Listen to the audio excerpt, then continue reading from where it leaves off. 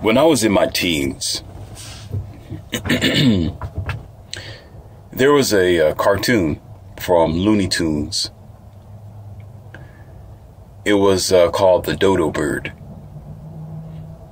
And in this, the story about the Dodo Bird, if you don't know this, some of you know about the Dodo Bird and the cartoon on Looney Tunes. Depending on how old you are, if they're playing reruns, because a lot of things are reruns anyway. There was always a flock of the same bird as him, same phylum, same creature, same animal. But the one specific dodo bird was a very goofy bird. It was this bird with the beak was a little bigger. It was always lackadaisical, stupid. Where when the mother or the father comes along and say, you know, you need to fly over here and do this, the dodo bird would always be like, okay, I'll do it. Okay, how am I supposed to do it? I don't know what I'm supposed to do. That's the dodo bird. And if you use your imagination, it wasn't just, okay, that's what, okay, I don't get it, okay, but I'm trying to figure it out, like, right? This is what they all say, And while the bird was talking like this, he would always bob his head from left and right like a bobblehead. And as a teenager looking at this, I've always looked at it as a rule of thumb, and I was embarrassed if I ever acted like that. And it was a sign of not only weakness, it was a sign of being insignificantly a very stupid person, and lackadaisical, a haphazard, and a hazard to success. These are the type of people who you wouldn't want on your team. That's just the dodo bird. Oh, okay.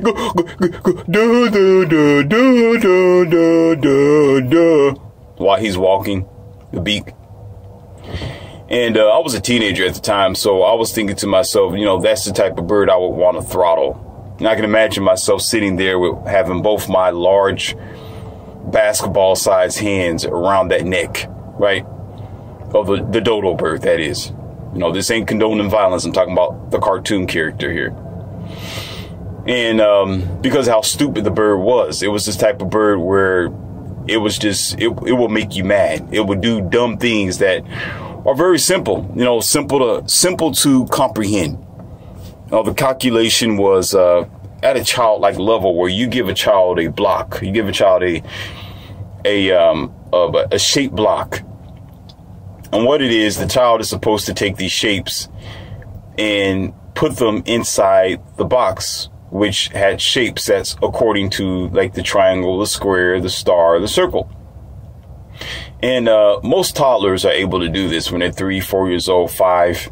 If you put the block in front of them, that game, you know, eventually they'll struggle with it, but eventually you end up noticing that there are at least 2 or 3 shapes inside that square, according to them understanding physics, understanding shapes, feel, and you know, their small intellectual connections that they have in their brains. And then, of course, as they get younger, when they get older and start maturing, they start figuring things out a little bit more easier by those same algorithms, those same configures, same understanding. Okay, if it doesn't fit this way, I'm going to adjust it another way to try to get this square in the spot. But the dodo bird will have problems doing that. The dodo bird, this person-like bird, will be like, okay, da da da da da da. Where to take them all day just to put these shape blocks into this big square in order to beat the game. I'm going to share some experiences with y'all. And these are very vital and something for you to think about. No matter how old you are, you can be 60 years old, 70, or 22. This, I'm sure, will help you. Because there are things that we overlook, and I'm going to share it with you. But one thing that you're really going to have to focus on in this generation is your privacy is important. Your life as an individual must always be important to you, where it doesn't matter. It don't matter how a person will get information on you or get to know you.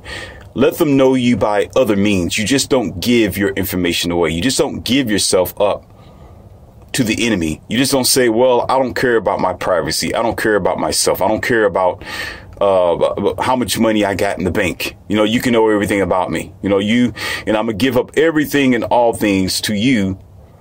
And what you don't get oftentimes is that's the enemy who wants to know more about you. Those are people who want to manipulate you. You saw the title of this audio. See, things just don't happen. They just don't happen. Oftentimes there's going to be a hierarchy or a power structure who wants to find a way to manipulate you, wants to find a way to control you, wants to find a way to understand you so they can use psychology on you. And this may not be the same, but I can use this as an example. It's almost like when you do a Google search or you searching online or something like that, and they got these programs now where they'll say, well, according to your popular searches, we're going to find other searches according to your search. And that's a form of intelligence and information there, where if somebody wants to get to know you, all they got to do is know your searches and understand what you like and follow you that way.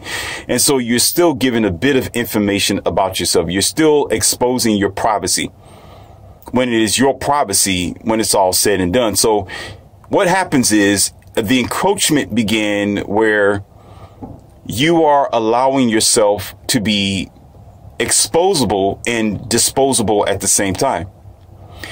And I teach you on the often that you can't generally trust everyone, and especially when they have an ulterior motive.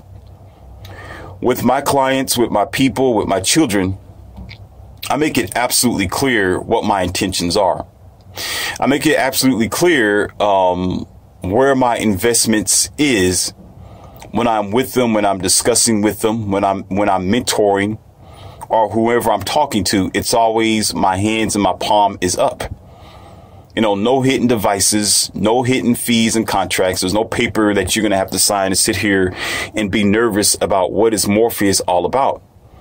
You will know specifically I'm genuinely exactly what I am. I care about people, I care about children, and I care about the future. Plain and simple. But you can't do that with everyone because everyone don't care about the future, obviously. Everyone don't care about people, and they definitely don't care about children according to how the generations are operating, because the children are going to have a transhumanist future. They're going to have blow up dolls for women, and they're going to be procreating with a machine, or procreating by giving their seeds, their semen, right? Only to an incubation or into a frozen capsule in order for them to actually procreate and create the next human. And you'll ask me, why is this happening? Well, I got several things for you. You're listening to the professor in the Academy of Wow Men. Take off one of those W's. And also in here, I am Red Pill. I am Red Pill because I am Alpha. And not only Alpha, I am Morpheus. Morpheus being one of the #1 supporters, agents, powerhouses, and deliverance, or you could say heroes of the greatest time, to be able to bring an awakening to your life, to give you messages that others will not do, to break you away from the matrix and your deception that has been blindfolding you all this time. So therefore, I know a little bit of something about the future. And a lot of times people live in a space bubble. They're conditioned, transformed, programmed space bubble, where they don't see the deception that has been put upon their eyes, because they're so willing to one encroachment at a time, give away yourself. And the more you give away yourself, it allows every system, every corporation, everybody around you to think it's okay for you to just expose everything about yourself, and you're expendable. You are nothing but a trap for yourself, and you have nowhere to expand, because if somebody wants to overtake you, they already done it. If they want to manipulate you, they've already done it. You know, if an invader wants to come in and put you in some type of mental or cyber lockdown, they've already done it. Because you're willing to give yourself away. And the dodo birds, okay,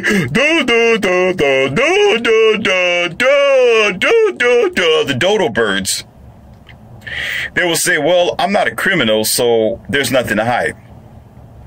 It's not about being a criminal, dodo bird. It's not about you doing wrong or right, dodo bird. It's still your privacy.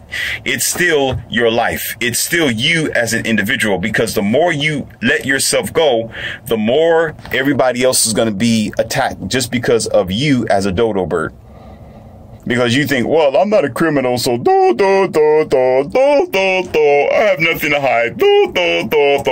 So every organization, every system that's going to be created is always going to be created to take information from you and make you as a capsulized node of a computer screen, where you have no room to go. You are expendable, and you are nothing but a marketed cattle or product of insignificance. That's what happens, and that's on a general basis. This is how they get away with it. This is how you end up with a large infrastructure where you need to have an ID card or a computer chip in your hand or your eyeballs or your forehead in order to even gain access to anything, because the dodo birds allow it to happen. And it's the majority of them who make it bad for everyone else. So because 900 out of the 1,000 decides to sign up, but 100 of them are actually smart birds and eagles that don't agree with giving their privacy away and giving their life away, okay, that 100% that 100 is always attacked, because 900 of them agree. So the entire system, the entire program, the entire incorporated systems that are tethered together in agreeance to control you and your child's future will say, well, 900 of them decide to do it, so I guess the whole population is okay that we're able to figure out themselves, their child's DNA, and determine their child's future success. It's almost like this movie where there was a doctor, and for this doctor there was always DNA scans that went on. And how he was able to do this was everybody who had a child, the doctor would take the DNA from the child. And the doctor was also able to determine if that child had a little bit of intelligence, or it was going to be capable of doing whatever in the future, right? And so the doctors and the organizations and the people who brought the babies in, and those who gave the DNA, those who gave, swab tests and those like that, just pretty much gave their life away. They created an underground black system that controlled the destiny of each child that they had on the list or in the computer. It controlled the destiny as well of the parents of the child, because what would happen is jobs would open up to them specifically, situations would, even women themselves. The doctors and the organization had such a amazing scheme where they knew where that boy would meet a girl somewhere around the country, and they set it up that way to make it look like it was innocent or it was by nature, but it was them actually changing the destiny of that child because of the information that they were able to derive from that child. And behind it came money. Behind it came organizations that actually paid the doctors and that system to help put these children and families in a certain lifestyle that the organizations can benefit from. So to speak, if they want that child to be a football player, and the football league is looking for a very strong, buff, fast football player or quarterback or something like that. So what the doctor would do is go into the database, get the information, get the DNA, right? And if this child's DNA matched the potential that they may be looking for, based on them, of course, playing God or being, the God entity with their God-like hands in their system, they will purposely create a life scenario for that seed or for that child to actually grow up and eventually will be a football player or be interested in football based on gene manipulation and circumstance manipulation, because their hands are practically in everything. And then eventually, of course, as that child have grown up 15 years, 16 years later, right, 17 years later, the list goes on. Then eventually, because of the contracts and the programs that they have connected to the database and the information of those people, they get paid for it and the system continues on. Then you become engineered. Then you get this idea that is not only social engineering, it's human engineering. And it's a program of an undercover godlike system, which is actually programming the society to be what they want the society to be, not what nature wants it to be. All because a group of dodo birds, give away all the information, give away their DNA, give away their entire life, everything about themselves to people who they claim to trust. And that's what gets you. Most time you say, well, I trust them. They would never hurt me. They would never do anything like that. But they'll be the very people to sell you overseas. They'll be the very people to sell your information.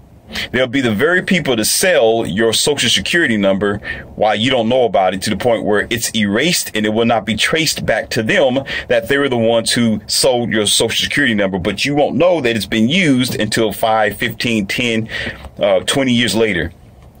And you're the dumb moron because you signed the contract. You gave away yourself because you said, well, I'm not a criminal, so I'm just going to go ahead and do it anyway. I don't have nothing to hide. No, you may not have nothing to hide, and you may not be doing anything wrong. As a matter of fact, a lot of people aren't doing anything wrong. But you're doing wrong when you give your personal information away. It don't matter whether somebody can get a hold of it by other means outside of your agreements. But when you agree with it, when you comply yourself, you are selling yourself, and you become a dumb, ignorant dodo bird. A dumb, ignorant dodo bird, because you don't understand how hierarchies work. You don't understand how the power structure works. The power structure works by information. Do you understand why you saying,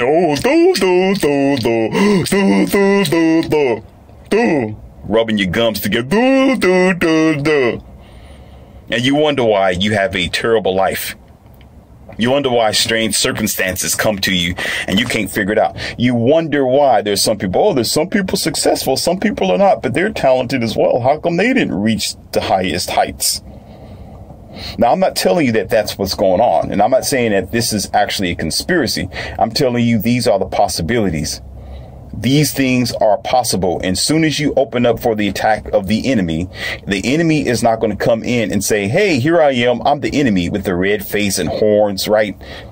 And a dagger, or an AK or something big in your face like a barrel. That's not how the enemy is going to come in. The enemy comes in shaking your hands and a smile and say, hey, how are you doing? How are you doing this morning? And there's going to be some type of badge on their chest so you can trust them. All right. Now, I don't know anything about this ever happening, but I know with my algorithms and my own personal intelligence, it is very well possible the moment you let your guard down. And a lot of us dumb dodo birds do willingly. Now, I want you to bear with me because I'm going to give you some again, like I said, tell you some personal experiences of mine. A viewer caught a hold of me being able to be what you would say, a mentor, a big brother, a guiding light for the younger generation. And this guy had a best friend of his that is around the age, probably now he may be 24, but at the time he was 21, 22, something like that, right? And he referred me to this guy, just 21, 20-year-old girl. He was a brown guy, brown skinned guy. I could say black, but who's really black? Who's really black color? Who's really truly white? That's be the scariest thing to look at. Just the only thing you see is their white teeth and their white eyes. That's some Africans are like that, depending on where you go, but not as often when it comes to American Africans or American people. But however, the brown skinned guy. And so I got the connections, and he gave me the guy's number, and I was kind of curious about the situation. But sometimes I feel guilty because I do help a lot of people out, and I do a lot of mentoring on the side. So I want to be able to expand to every other culture. I want to give every culture a chance to benefit from knowledge and growth and, a lot of things they have to offer, because I think there are times where some of my clients, they're family to me. They mean a lot to me. And I let them know that they are valuable and they're children.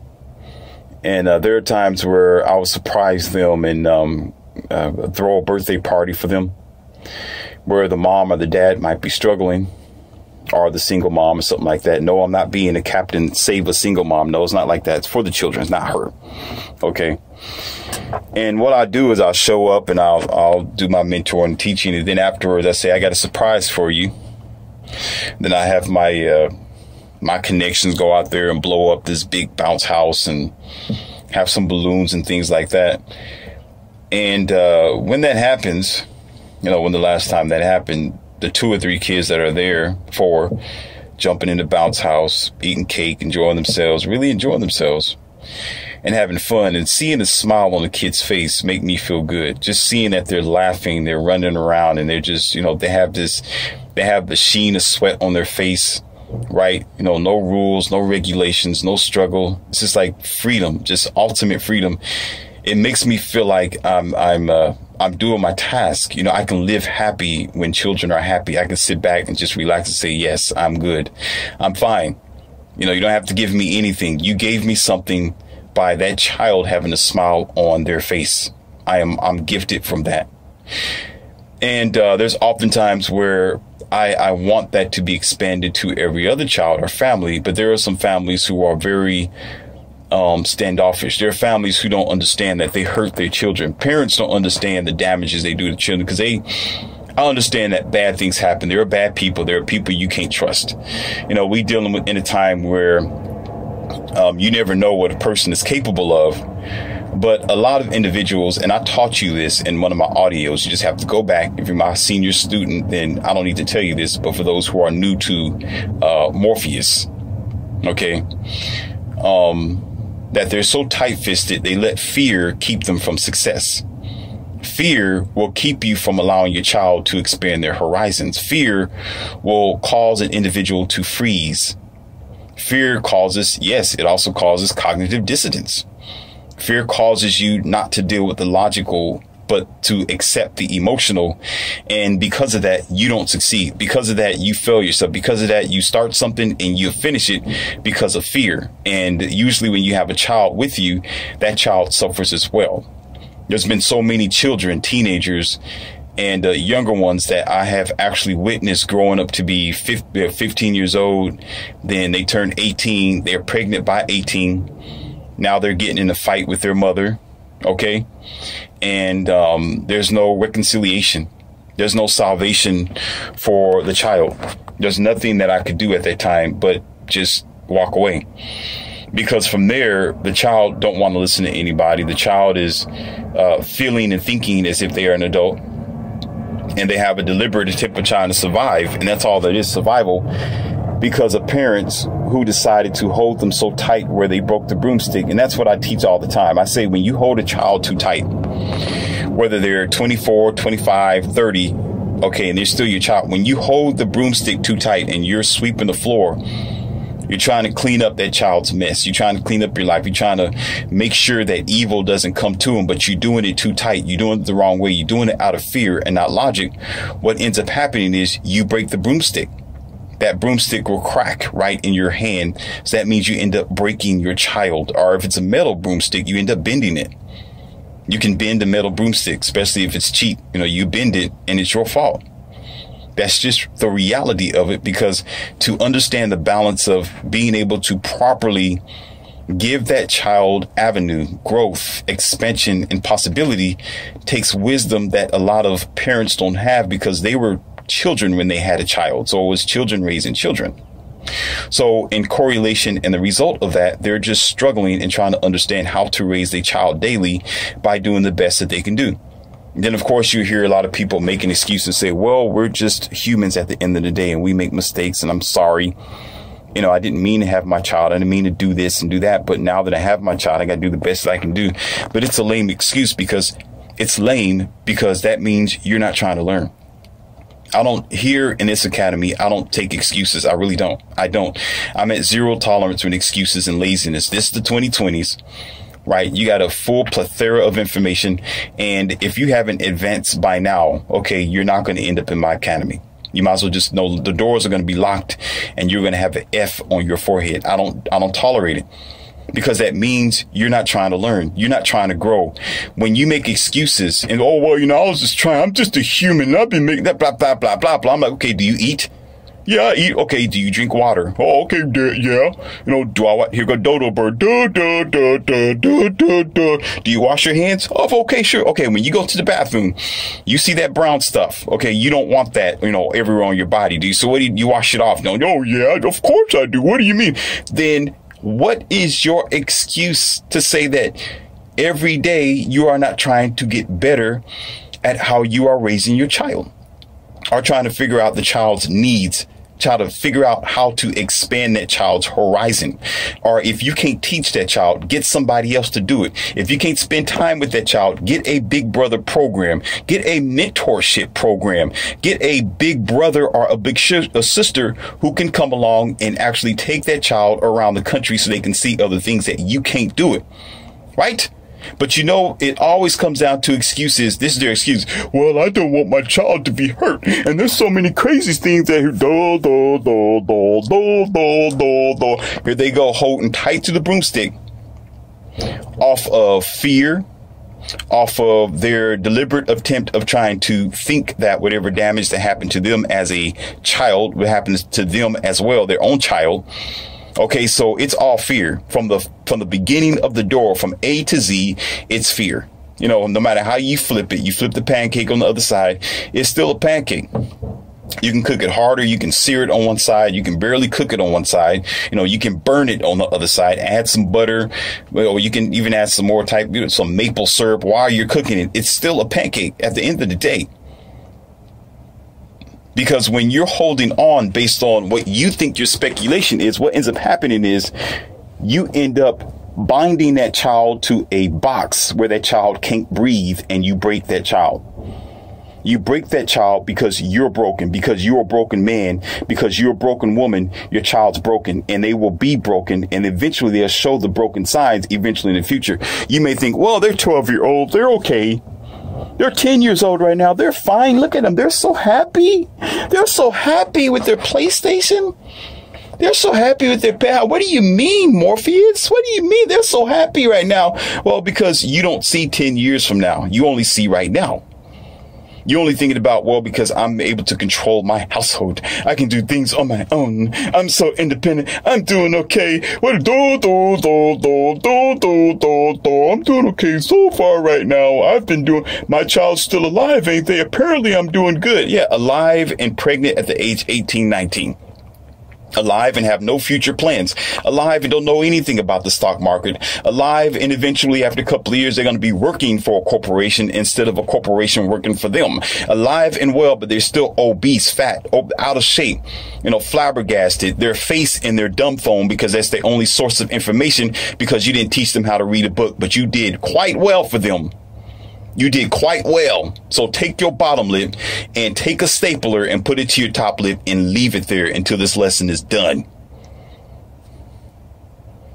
Do you understand me, Dodo? Now, this gentleman was a very good description of, and I don't talk about culture. I don't do it. But because he's brown skinned, apparently he had a brown skinned family. A black family, from some of you who are, in back of the classroom who don't understand anything in this academy. Okay.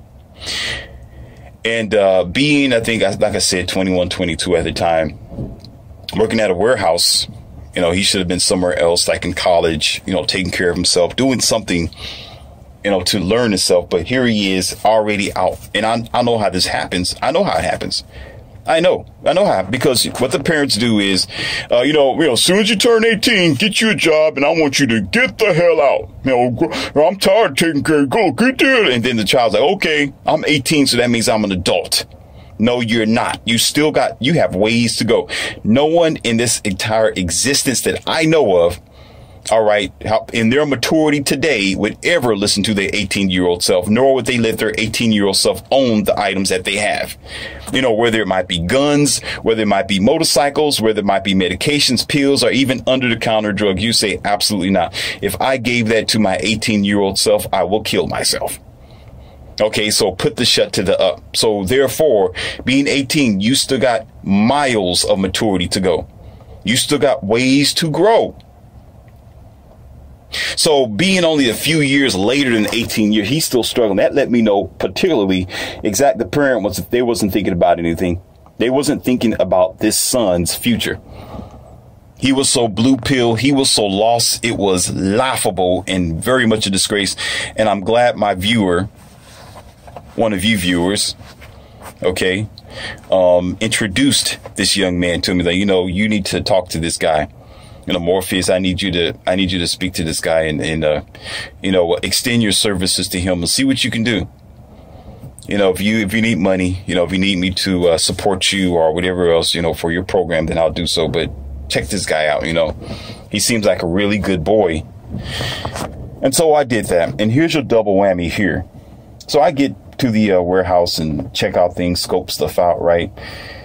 And he didn't have transportation of his own. I mean, duh, really? 2021, 22? Yeah. I mean, apparently, anytime a family just throws the dodo bird off of out of the nest too soon, it's just going to hit the ground.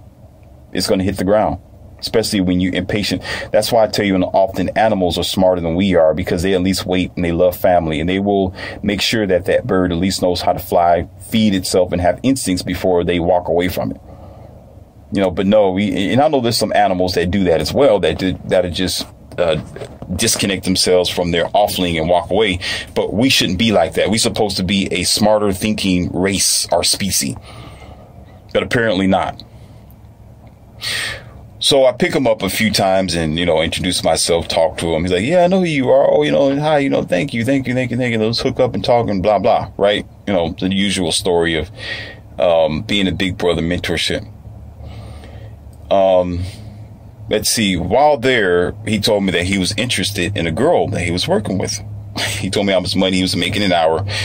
And I said, listen, all right, I know that you're not making a lot of money right now, but this is the plan. Okay. Don't worry about girls right now, and you don't need to rush because you're only 21, 22. Okay. Use this job as a stepping stone. Okay. Save your money. You don't have any bills or responsibilities, and you don't have no kids. All right. Just save your money. And while you're saving up your money, decide what else that you want to do as far as your future. You can use that money towards any type of school tuition if you want to do that. All right. You can use that money for a short amount of time to purchase a car to get you in get you to the next location, because you need a car. You need to drive. OK. And you keep working on that. And you, of course, get your own place, because at the time he was just lofty. He just, back and forth to friend's house, barely at his parents' house. So he really didn't too much have a place to stay, because thanks to parents, y'all get a grade A for that. You get the award. You get the award for the best parents in the world, because that's what we do. They're 18. They're an adult. Like, moron, when you was 18, was you an adult? You wasn't. So why you think your 18-year child was? Let me get off that, because there's a lot of people. Just let me stop, because I can really be on fire. It ain't going to do nothing but piss me off. It's not going to do nothing but make me fired up. It just fires me up. And so I said, just focus on your task right now. I said, it's not a lot of money. Don't try to rush yourself. You can't purchase the things like everybody else have. Don't pay attention to them. You're starting your life off. Just do it one step at a time. Deal with the job for now. Okay, just bring your radio with you if you're allowed to. Put your earplugs in, get in your zone, eat healthy. And yes, I started working with him as far as health food. I made a regimen for him, a piece of paper. I wrote down all the good foods that's good for him and his phylum as a black man. Okay, that will help them to prevent him from having diabetes early, prevent him from catching a heart attack, prevent him from high cholesterol, gaining weight, so forth, so on. So it seemed like he was listening. It seemed like he was, he was bobbing his head like, okay, yeah, okay, sure. All right, Morpheus, thank you. And he always had a smile on his face. That was a good thing about him as a young man. It's the same description of a younger woman. When they're 21, 22, 23, there's always they may be going through things, but they have an ability to smile. They have a good energy to them where you just want to you feel like a father to them. You feel connected to them because they're happy. They got a sparkle in their eye and you feel comfortable talking to them. That's the beautiful thing. And that's what I have learned. And that's why I have a limit of who I'm going to date and how old she's going to be. Because the older that they are, that spark is gone. It's no longer wanting to be around them. They're bitter. There's a cloud always around them. They're always complaining, oh, my job, this and that, my mother, and blah, blah, blah, blah. Just this hell all the way around her at a certain age. You can't make her chuckle anymore. You can't put your finger on her rib and make her giggle without her. Don't touch me.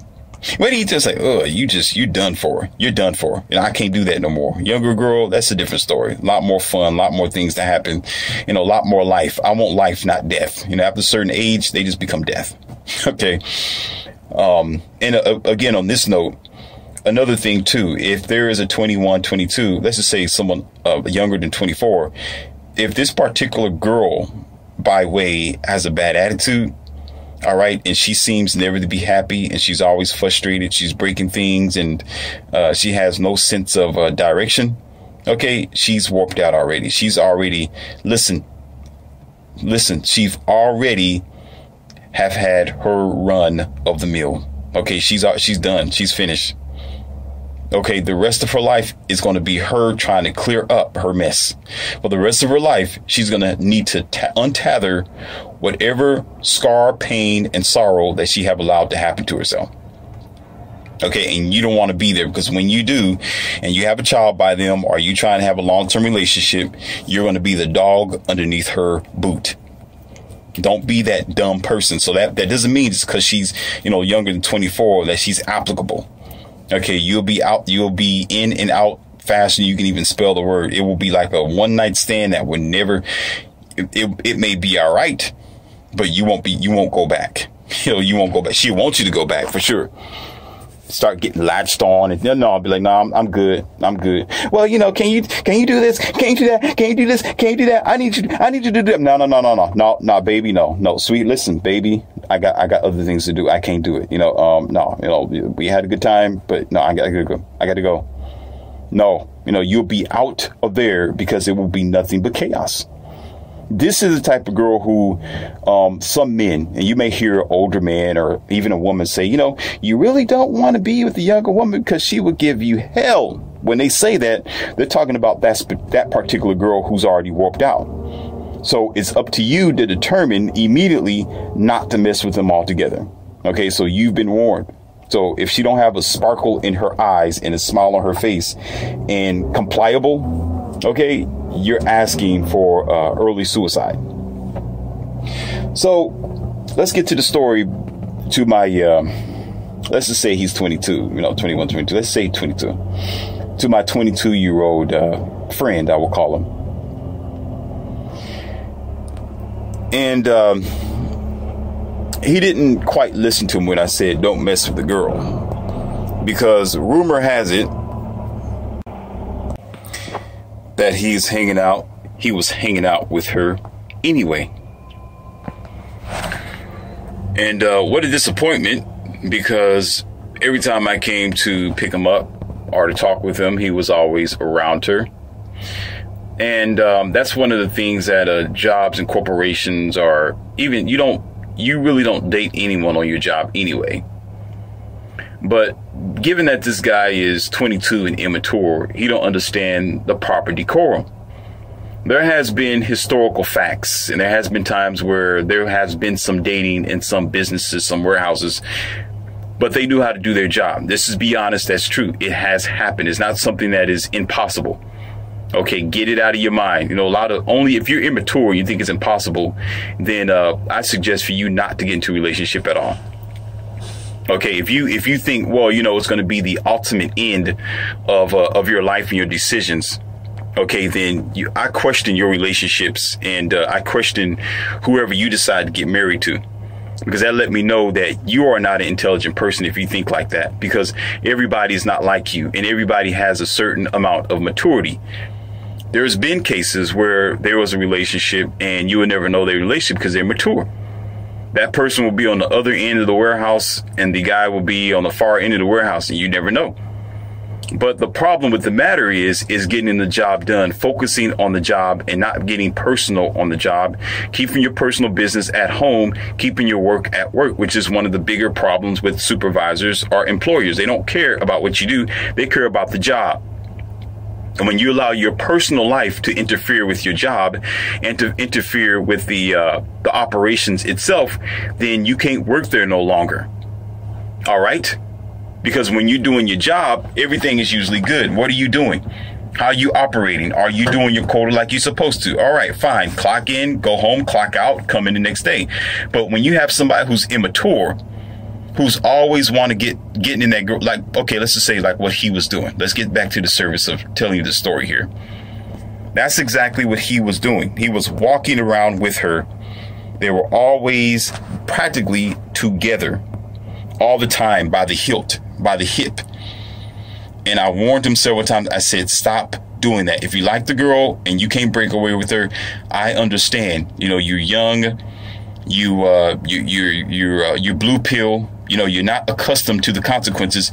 Do that after the job. Do it at home, not here. If you can't help yourself, okay, do it at home.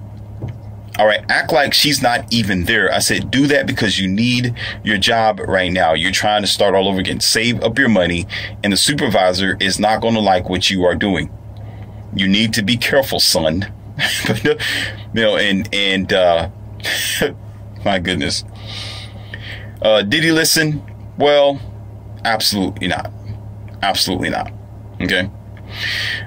Because it got to the point where when I said, okay, I'm going to come pick you up, take you somewhere before I go to my meeting. So I'm like, no, I'm okay. I'm getting a ride. I got somebody to take me home. I'm like, I wonder who this person is. It's probably that girl. Lo and behold, it's probably that girl. So next day come around. I don't do it all the time, not every day, but every now and then, if he doesn't catch the bus. And I stop up there. I didn't hear him. He didn't call me and say that he didn't need a ride this time when I called, because usually he'll say, well, I'm okay, I don't need a ride. If not, I'm going to go up there and pick him up anyway. Okay. But so I go up there and yeah. And he comes out of the door and she's right next to him. And he said, oh, I'm sorry, I forgot to call you. I didn't need a ride. She's going to take me home. And I'm thinking, oh, okay. So it is her after all. Now things are really getting, he's in trouble. I already know right now. By this time, I know the supervisor's like, he's done. I'm already making plans. He's not going to be here for long. You know, he's out of here. And I'm thinking, why are you doing this, kid? No. Why are you doing this? And, yeah, lo and behold, time goes on, and that's exactly what happened. You know, and as a matter of fact, he wasn't the only one that let go. They had to let her go, too, because she was compliant as well. She was the one. And the good thing about it was that they were patient with him. And it's been going on for a while, but they were patient before they said he had to go. You know, giving him mercy upon mercy upon mercy upon mercy, saying, hey, separate yourselves. Do your job. Separate yourself. You work over here in this side of the warehouse. Girl, you stay over here in your office and y'all stay away from each other. Whatever you do, do it at home. Don't bring it here.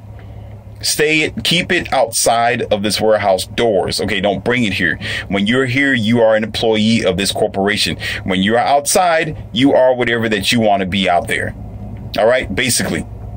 So they didn't listen, didn't take heed. So both of them were out, gone. And I say, okay, yeah, I don't want to separate. You don't want to do the job. And it was interfering more than anything, like I told you before. It was interfering with the job. They weren't doing their job. They were always together, right? Everything, it just wasn't getting done. You know, he was responsible to do one thing. She was responsible to do something else. And those tasks was being neglected. So therefore, you're neglecting what you signed up for. And so you're out of there with the immaturity. Gone. And was I able to keep him as a client? Well, my fair Neo, it gets worse. It gets worse than that. Come to find out, when I asked him, you know, where is he living at and what's going on, he decided to live with her. Wow, wow, wow. He decided to live with her instead of taking heed to your mentor Morpheus, who's taking time out to help you, taking time out to be a big brother, to make sure that you're on the right track. Did not work. I said, save your money, get your car, get your own place. Then you keep escalating, do better, do better, do better. But no, his hormones got the best of him. His immaturity got the best of him. And that let me know specifically just how damaging when parents, listen, when y'all don't put the nail and hammer in early in their life. And this is how it works. And I'm going to tell you right now, I know this quite well. And I have a certain age, and I want you to take this seriously. I got a certain age. I know this because I experience it all the time. And it's laughable when the results come in. After the age 16, 17, around age 16 and 17, those 2 years is going to be the break 'em or the make 'em year.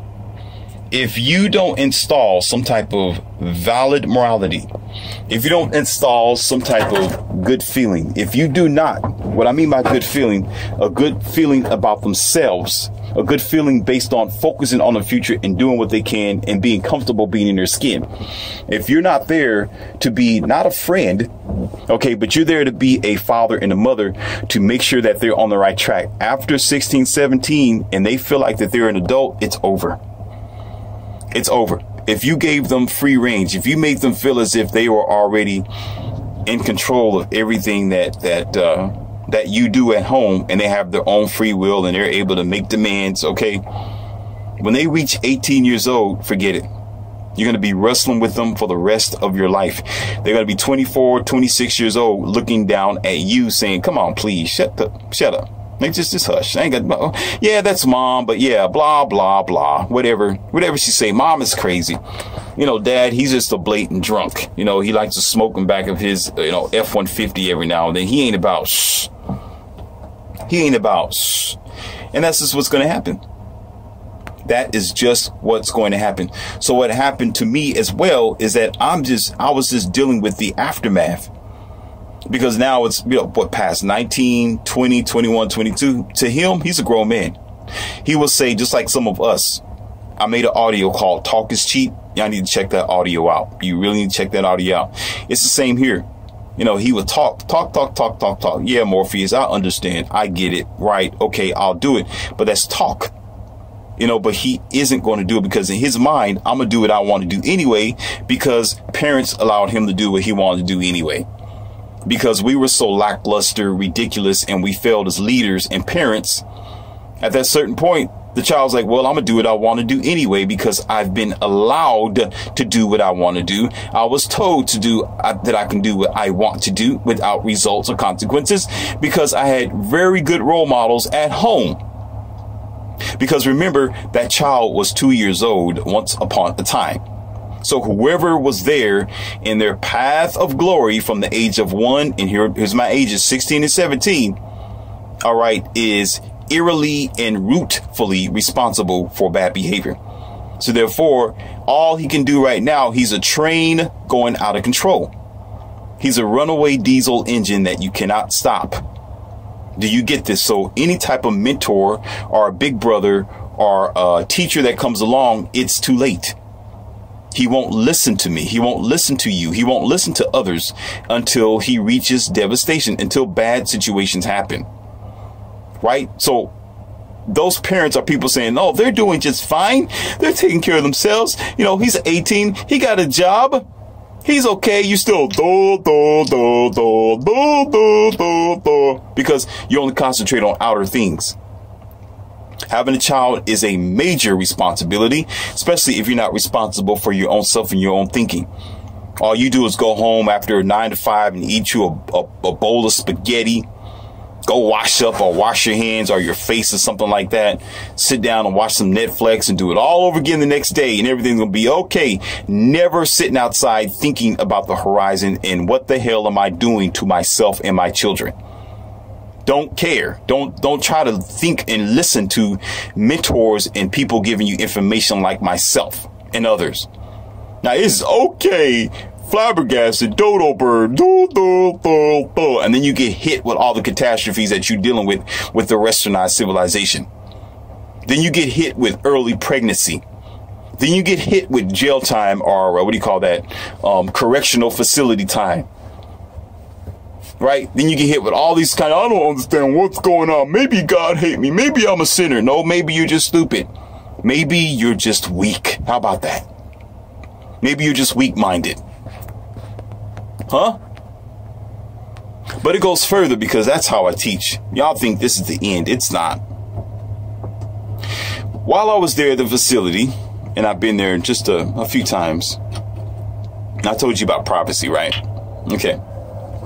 Hold on, I need to lubricate my tonsils here.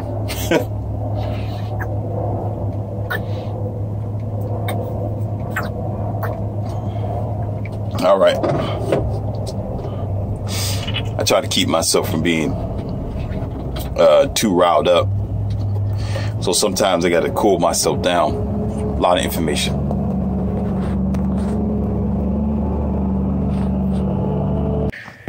They had a vending machine there. That was a very simple vending machine.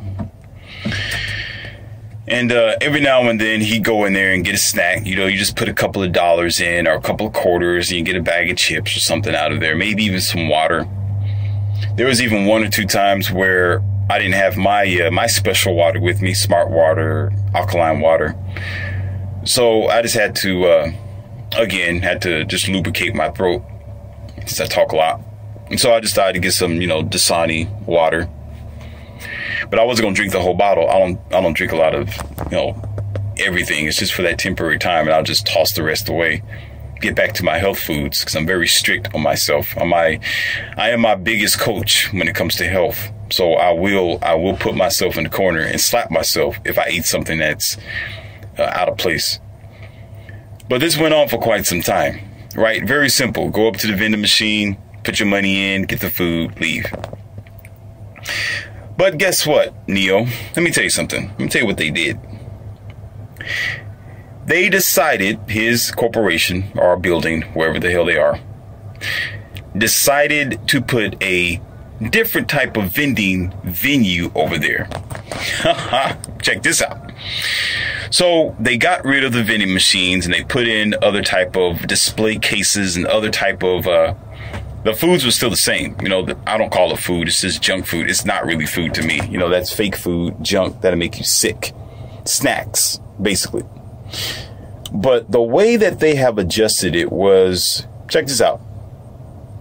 They said you have to have a special card with your information on it. Listen, with your information on it, your number, your name, sign up on it and all that. And, probably even put in some type of payment program in order to get your snacks. But it gets even worse than that. Also, what they put over there was some cameras as well. And they claimed that the cameras was to focus on the food to keep people from stealing it. And to see if somebody walk over there and swipe some and put them in their pocket, that sort of thing. Which you would think would make a lot of sense, but they also had a computer or a camera right there at, I guess they called it a kiosk in this warehouse. right? Very disturbing, very disturbing. And this is over in Ohio somewhere. I'm not going to tell you where. It's their business. I keep everything exclusive and decent and professional here, but I'm going to say somewhere in Ohio. Okay. And when I checked it out, I looked around and I said, okay, I'm looking for my water temporarily so I can have something to just wet my whistle. And I'm looking and I'm thinking, okay, maybe I can just put in $1 like I usually do. And the machine was like, no, where's your card? Like, wait a minute, excuse me? Like, where's your card at? And I asked the supervisor and my friend that was there. I said, well, you gotta sign up to get this card and, be a membership of this. And you got to put your information in here. You got to put your information in there. I said, you know what? Dunk this. Okay, they can take their crap and send it wherever they came from, because this is not what I signed. I'm not Dodo Bird like. I said, nah. I said, you know what? I'll keep my money. I will dehydrate. I will starve to half to death before I give you my information, before I give you my phone number to get this little nasty 25-cent bag of chips. Okay, off of your kiosk. I will starve for the rest. I can wait till I get home to eat something that I brought with my money, not with my information. Do you understand? Anytime you go somewhere and they're, oh, where's your card at? Where's your back? I'm like, nah, I'm done. I'm done. Because listen, and this is what they'll say. This is the research, and this is their research. This is what they'll tell you. Well, we're doing this because we're changing the venue, and we want to make sure that you get the you get some decent feedback on the information. And it's not to get into your information. It's just so you can go ahead and use our machine. And it's just so, you can get some points. You can build up points on the system. And, it's also to make sure that, we know who's actually buying and getting the product. So, I mean, it's not that we're trying to sell you information. It's not, and all I'm hearing is blah, blah, blah, blah, blah, blah, do. Like, I'm going to be listen. Like, I'm going to stand there and let you railroad me with your lies. I can care. Listen, whether your intentions might be good, or are you doing this for a fundraiser, or you'll say, well, if you use your card a certain amount of time, you can be put into a chance to win a Camaro. I'm still going to listen. I'm still going to look at you in your face and say, you can take your Camaro and your lies, and you shove it, you send it somewhere else. I don't want you nor your Camaro. I'll go buy a Camaro on my own with my own money, not by selling my information. I'm here to buy a little rinky-dinky little plastic, most likely recycled bottle of some probably non-filtered water that you consider to be clean, which it really isn't. Okay, for 75 or $1.75, right, with my own hard-earned money. But in order to do that, I got to put in a credit card. I got to put in this card. I got to put my information and my number here. I said, you know what? Just go go donkey dunk yourself. Go donkey dunk yourself. I'm not stupid. Take your take your stuff somewhere else. Take it somewhere else. Take it somewhere else. I'm not doing it. I'm not signing up for it. I'm not. I can care less what their lies are. We don't try to sell you. This is not what we don't try to sell you information. But I don't care. I said, I don't care. I don't care. My number, my life, my business stays with me. I'm not giving it to you for any reason. Shut your mouth, take your junk and your trash off the shelf and send it somewhere else. I don't want to eat your garbage anyway. I don't want it. But you got so many dumb dodo birds. That's why I told you 900 of them will be like, oh, do. And out of 100 people are like, nah, I don't think so. What's your number? So you can buy this product? No, I don't think so. And all you want to do is just buy it. Listen, if it was legitimate, if it was right, then why isn't it to the point where you just need to put your money in and walk away? Huh? You got strangers coming up to the vending machine like, okay, I got like $2. Let me get me some, what do you call that? Let me get some Cheez-Its. I just want to get some Cheez-Its. They walk up to it thinking that, okay, they can put the money in, get the Cheez-Its, walk away. If it was all about the money, that's what it'd been. Listen, if it was all about the money, that's all it would have been. When you walk up to it and you got to go through other measures, ID, face print, tongue, what do you call that? Saliva, right? Eye recognition. You got to put your social security. Nah, because listen, they want your business, but they want your business too. They want your business. You're not getting neither. Go donkey dunk yourself. Absolutely not. If I can't put a quarter in it and get the product, I'm not giving you nothing else. That's all you getting. But every day, ever since they put that dumb system in it, guess what? Almost all the employees kept walking over there. I need a snack. Got a camera right in their face, ID card sticking out, all the information in the system, and they talking about, oh, it's just for safety. It's just this new system that we're doing. Yeah, it's a new system because people allow themselves to be pilfered and sold down the river. We got some severely ignorant, backwards walking mammals called humans. Y'all destroyed. Y'all done for. You're done for. You're done. It's just very senseless, and you wonder why. God, I'm just making myself angry. I'm making myself angry. I got to calm down because I really want to say something. Y'all need let me stop. Listen, just dodo bird. Just you a dodo. You are a dodo. If it was me and if it was my warehouse, I would be like, take it out and take yourself out. I'm gonna get another vendor. I'm gonna get another contract that's not you. I don't need you. And the thing is, the people who are over the company or corporation, they're the ones telling them, come on in here. Sure. I don't care. Because most likely they're treating their own employees like monkeys. Why not let other systems do the same thing? Listen, it's like flies on a pile of elephant droppings. Well, I went ahead and ate half of this, so you can go ahead and get the other half. The carcass is already down here, so it's already full of maggots as it is. So let's go ahead and keep getting it until it's completely decomposed back into the earth. That's what it is. And then here we are, dodo birds. Okay, here's my social security. Here's my phone number. Here's my address. You want to know my bank account too? Okay. All for a bag of chips. Listen, for a bag of Doritos.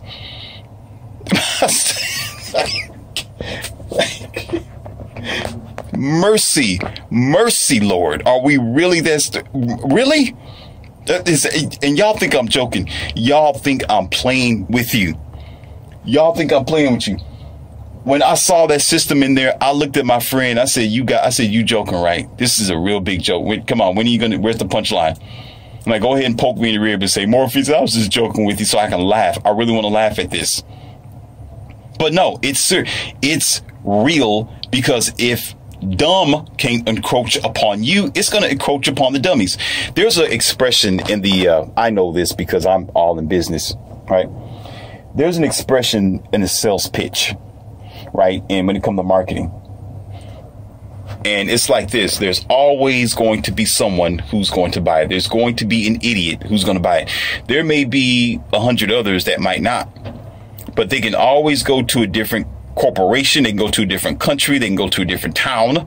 Okay, they can set it up in a certain town or around a certain culture or around a certain people, and they will be dumb enough to buy it because they are senseless in their own life and ignorant to their own privacy in themselves, and they're willing to abide by it.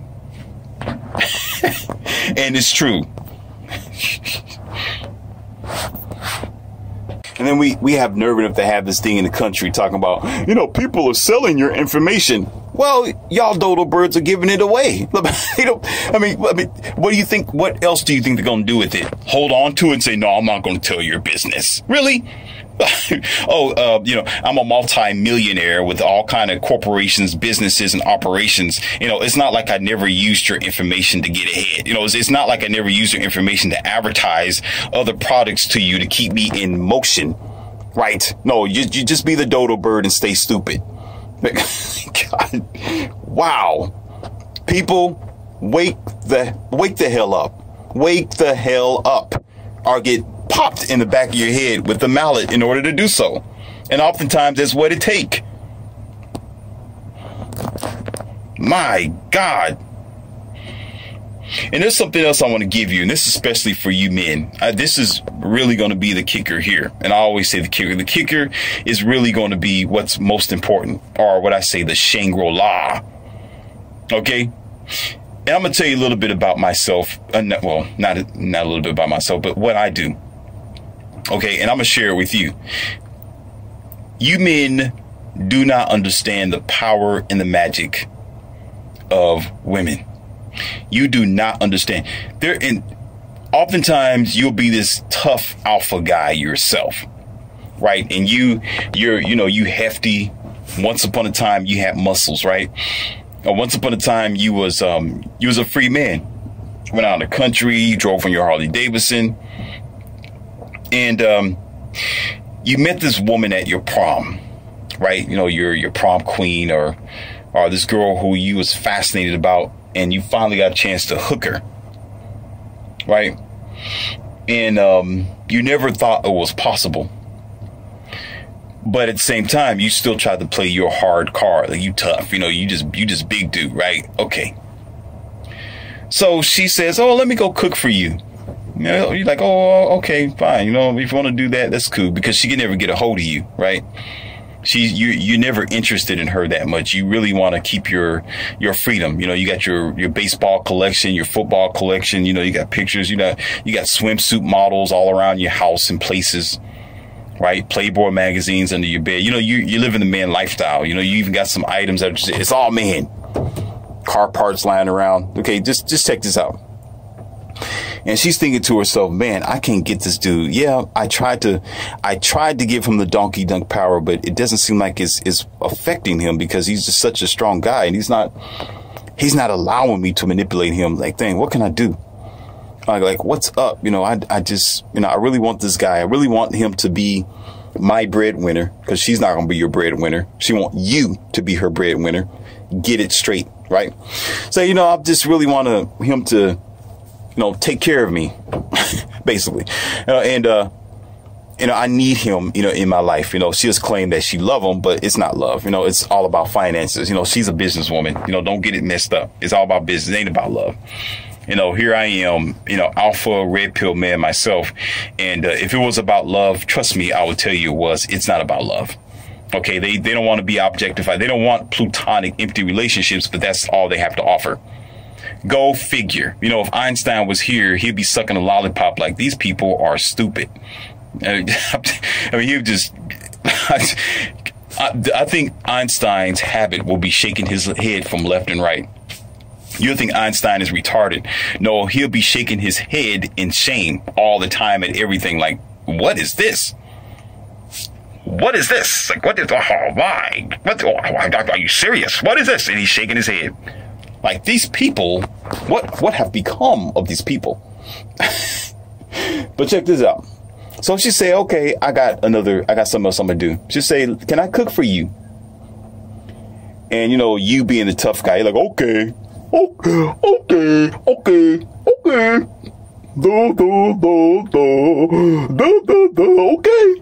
Okay. You sit down at the table or whatever that the hell you do, and she goes in the kitchen. You hear clinking and clanking, boom, pow, pouts hitting the floor.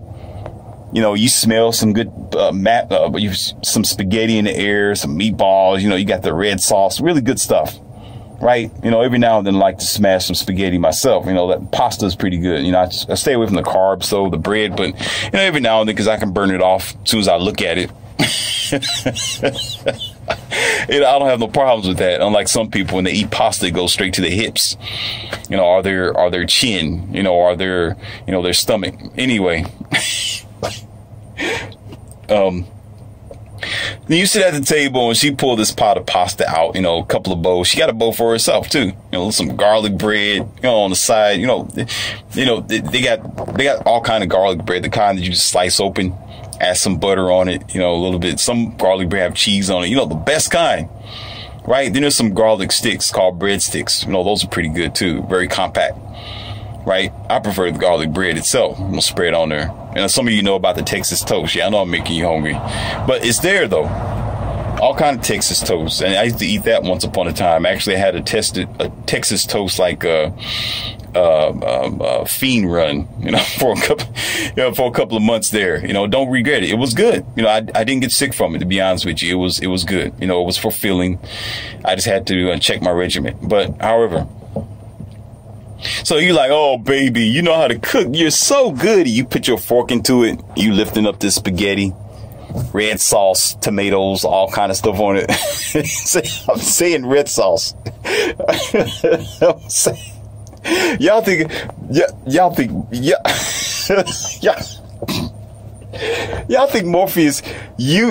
Morpheus is crazy. Y'all really thinking I'm out of my mind. I'm telling you what I know about women. I'm out there myself. Listen, dude. Listen, I'm the alpha man. I know what I'm talking about. I know what goes on. I know what goes on, dude. I'm alpha for a reason. It's not because I'm beating on my chest and I'm alpha. No. Listen, you're not hearing from somebody who's stupid. Okay, you eating the red sauce in tomato sauce. Oh, this is good.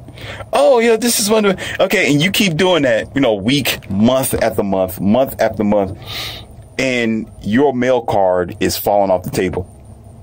Now you're like, dang, I got feelings for this girl. I don't know why. Now you're like, oh man, it's like I'm addicted to her. Like she's just, now you becoming like weak.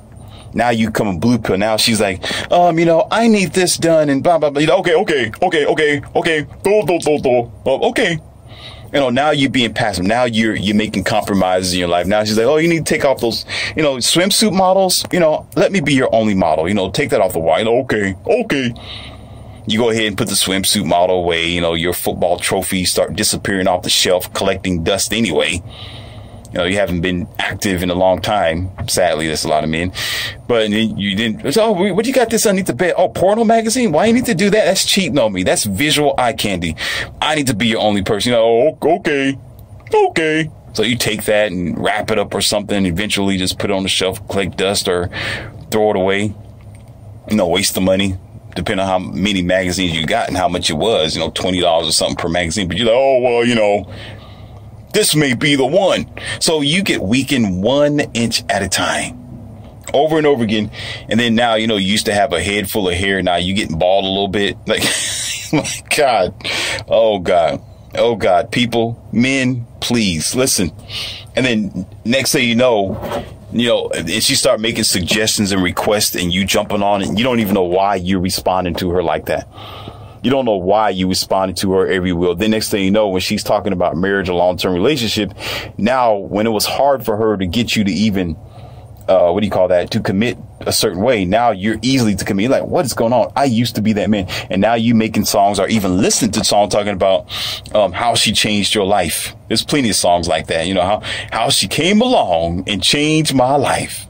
Especially in country. Like, listen to country. She came along and changed my life. Oh my goodness. Oh man. Or that one song, one of my interesting songs where you're talking about that small town girl came and changed his life, a country song where she used to drive in his driveway and leave her car wheel tracks, and he's reminiscing on her parking her car there. Her tracks are still there. It's with a small town girl, right? So she come along and change it, and you're like, dang man, I can't get. I think she's the one. I want to marry her. You don't know. God, she used the power on you, and it's not voodoo. It's not. It's chemistry. It's a little bit of science. I'm not going to tell you everything. I can't. I'm not going to, because a lot of women would be pissed at me. I'm not going to do it. Okay, but you decided to eat spaghetti and eat the red sauce, and you're the dummy. You're the dummy because she will find a way to hook you. She will find a way to weaken your manhood, just like Samson and Delilah, or you could say Superman and Kryptonite, where you walk around, yeah, I can do, yeah, I'm not really interested in you like that, baby. No, just come see me next week. I'm busy. I'm gonna go shoot some poor other brothers. She's like, oh, yeah. You go ahead and sit down and let me make you some food. I mean, there's a game I want you to refer. I'm gonna refer this to you, and then I'm gonna get to my spiel. On Dishonored, I think it was Dishonored 2. On Dishonored 2, Delilah, I think that's what her name was. There was a scene in Delilah where her and her witches was around the table, and there were guys sitting at the table. Some of you know this scene, and they were feeding these guys, and their face was open and looked like they were turned into zombies, and they were feeding them something. Right, and y'all, and I looked at this scene. I said, you know what? That's true, because it happens. And y'all sitting there, well, I don't want to see it. No, just go ahead and cook for me, baby. You upstairs, taking off your tie, your clothes, and she down there making everything smell good. And you just trust 120%, and stuff is being put into your food.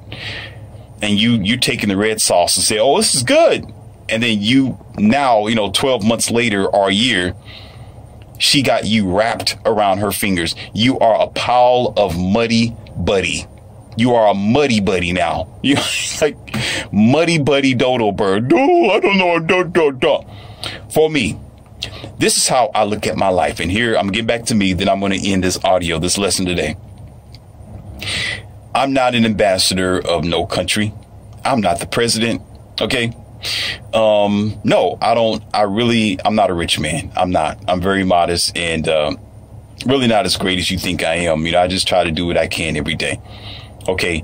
But I value my life. I value myself, and I definitely value my health. And I know the way to a man's destruction is through his mouth.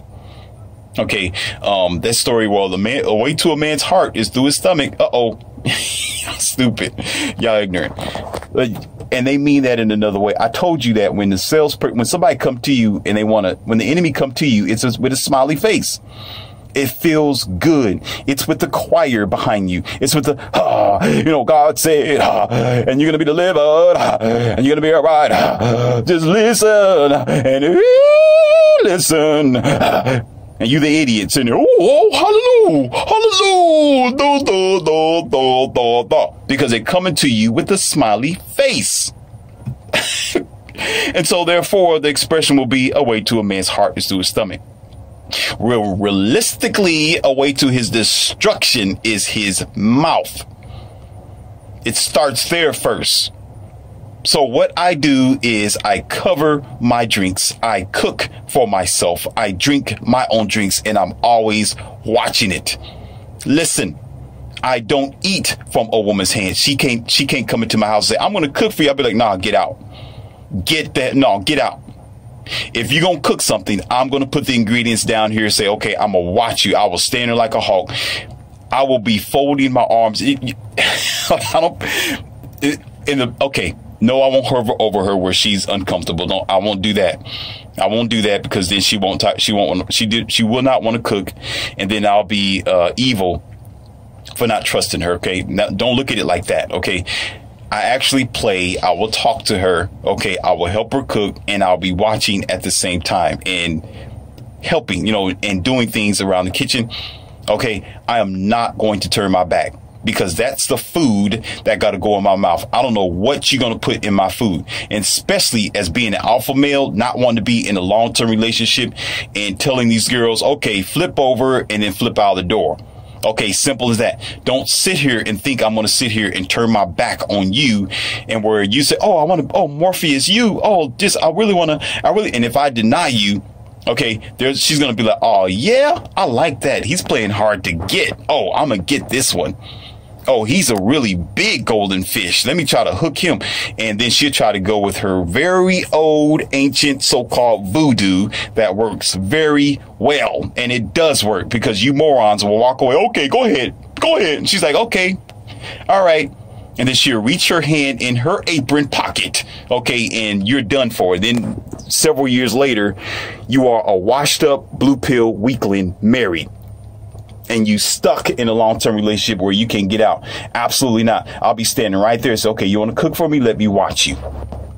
We're going to do this together. I'm not turning my back on you. Absolutely not. No, Yeah, wash your hands, and I'm looking at you, how you cut my fish, how you cut my vegetables. Okay, don't put no seasoning. Whatever you're getting out of you, no, you better not put your hand in your pocket. The moment you put your hands in your pocket, you're out of here. You're out. No. Keep your hands up there on the cutting board. I'm watching you. If you want to cook me, you want to be honest and loyal. I'm going to sit here with you. I'm going to help you, giggle with you, joke with you, but you're not going to, it's almost like she's in your soul or your bank, right? And you say, oh, look, okay, I just want you to pull out maybe, $1,000, all you can get. But yet she's around all the other monies and bells and gold, what do you call that? I got a name for it. But gold blocks, right? And you got to monitor that. But no, I'm going to sit now. I'm going to watch, just get 1,000. I'm going to count it right in front of you. And when you're done, walk out. Okay. But when you say, oh, just go on in there, I trust you. You're going to do 1,000. Okay. 1,000. Okay, fine. You walk away. I trust her. Then when you come back, everything is gone. A whole gorge is gone. What? She spent like $1 million on what? I said $1,000. I didn't say $1 million. No.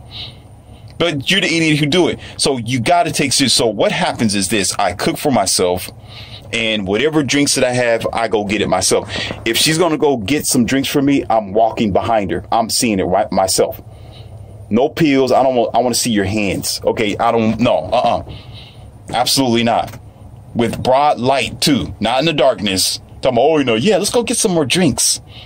Walk over there to the bar, and her back is turned towards you, and she go, oh, let me get a drink for Morpheus, right? I'm just like laughing, joking, I'm jumping around to the music.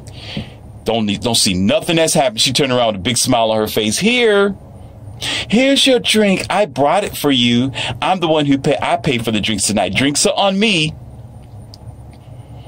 Drinks are on me, right? Then you wake up in the morning, she's next to you, all haphazard, hair all over her face, makeup smeared up.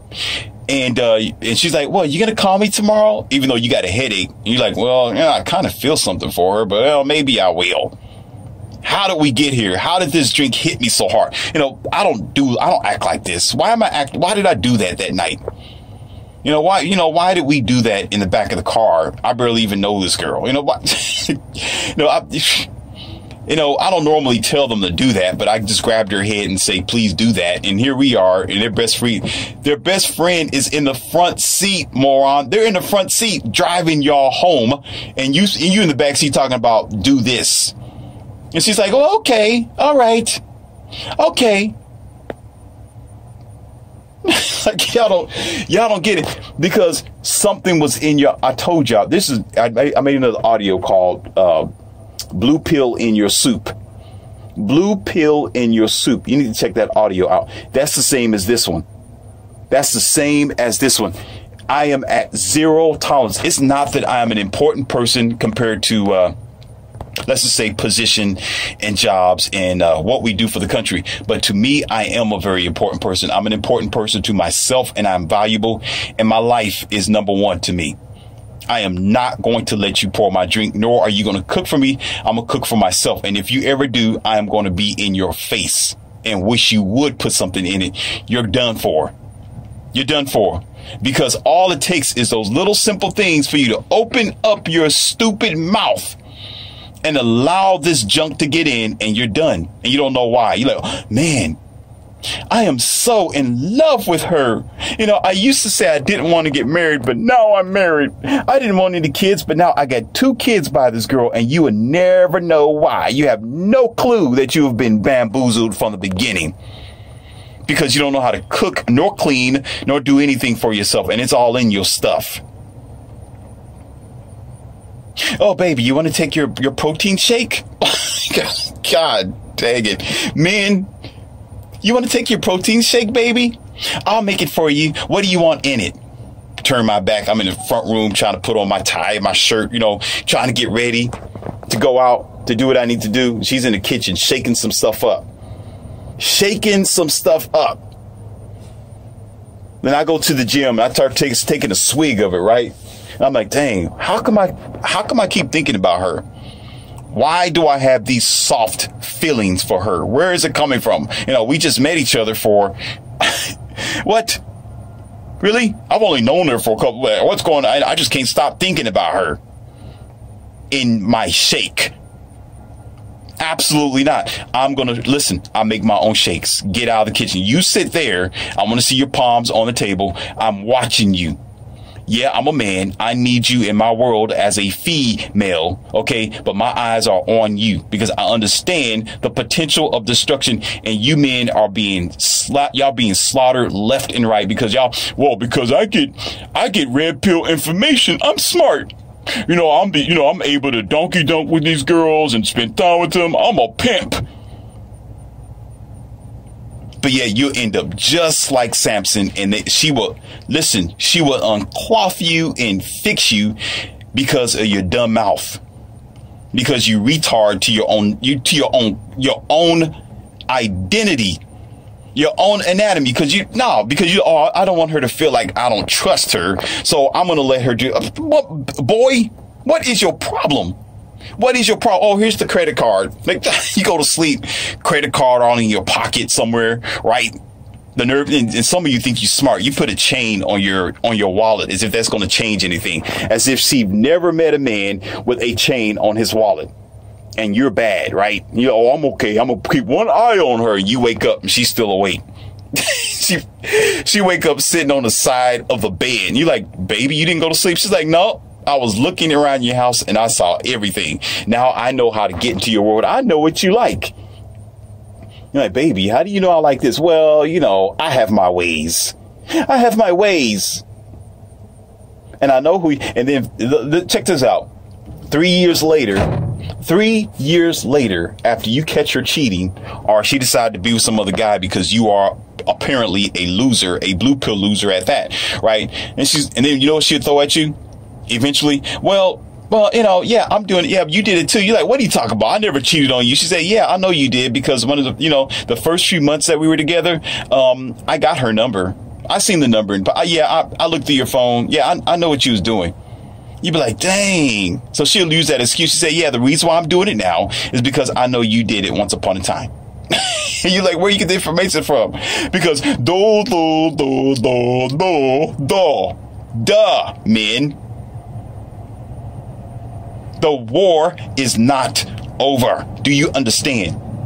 The war is against your power. The war is against your soul nowadays. The war is against your freedom. And the war is against you being your best self. And the war is against your manhood to be used and pilfered. Same as your information. Oh, it's okay. I'm not a criminal. It's good. So you give up everything because you think it's good, because, everything's fine. Everything is fine. I don't have anything to worry about. I'll be a moron for the world. I'll go ahead and just give myself up to the slaughter so they can cut me like they do cows.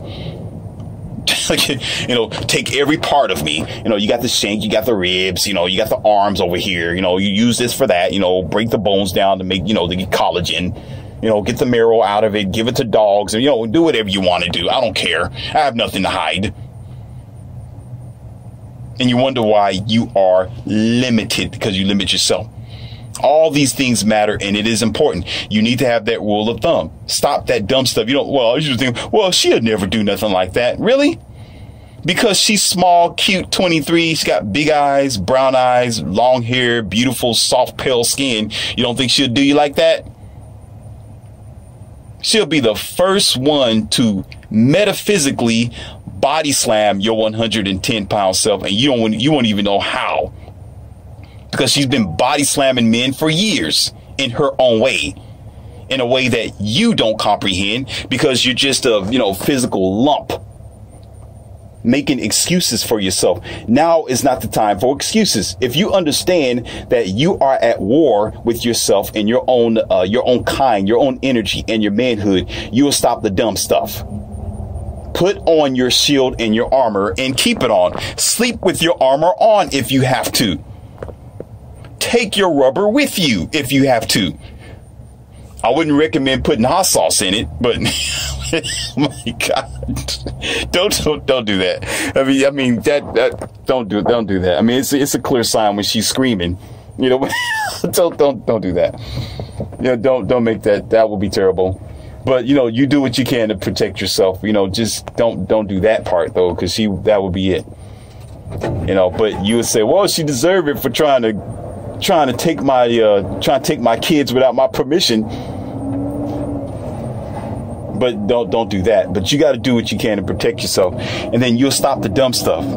You'll stop being ignorant. You'll stop letting everybody else control your life, because that's what it's all about in the end. Because if they can't get you, they try another way. And it's always going to be an encroach. Like I said about those vending machines. Absolutely not. I'm not signing up for your eye program. Keep your eye on yourself. No, they're trying to, I don't care less what they say. You know, I'm the CEO of it. And, you know, that's not what we do now. Yeah, shut up. I don't even know. No, over here, I can care less. No. I can care less what your excuse is. If I can't buy it with just a dollar bill, shut your mouth. Okay, go somewhere else. I'm not signing up for a pocket of pig loins. You can save your fowl for your foul lies, not over here. So men, I am showing you and I'm teaching you what zero tolerance is all about. This is what it means to take control of your life, to prevent yourself from destruction and keep your rear end covered. You stop the nonsense.